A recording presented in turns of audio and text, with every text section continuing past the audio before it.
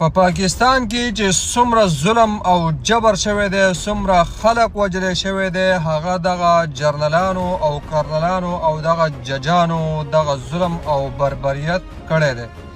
پرون د بنګلادیش سابقه وزیر اعظم حسینه واجد ته د پانسۍ سزا میلاو شوې ده.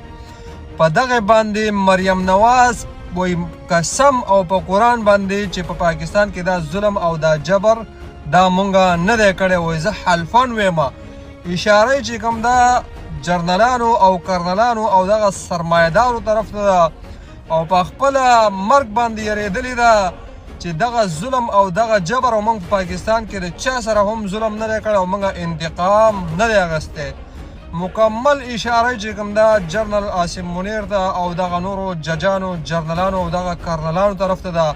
موږ دې فوج ته ویلي وو چې دا سیاستدانان به سبا په تاسو باندې دا ظلم او دا جبر دا به په تاسو باندې راړی او ځان به مظلومه ثابت کوي.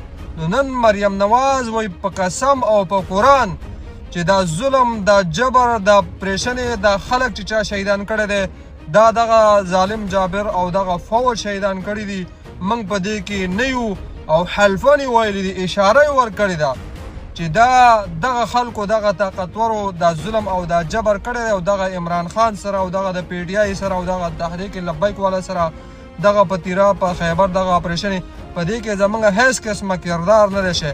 خپله چړۍ په اوبو کې لیدلې ده د قربانۍ د ګډوري په شان دی. نو اوس یې په فوج باندې راړی او دغه فوج ته موږ بار بار دا چغې وهلې وي چې دا خلک په سبا دغه قتلونه او دغه ظلم او دغه جبر دا به په تاسو باندې راړی، نن یې در باندې راواړولې.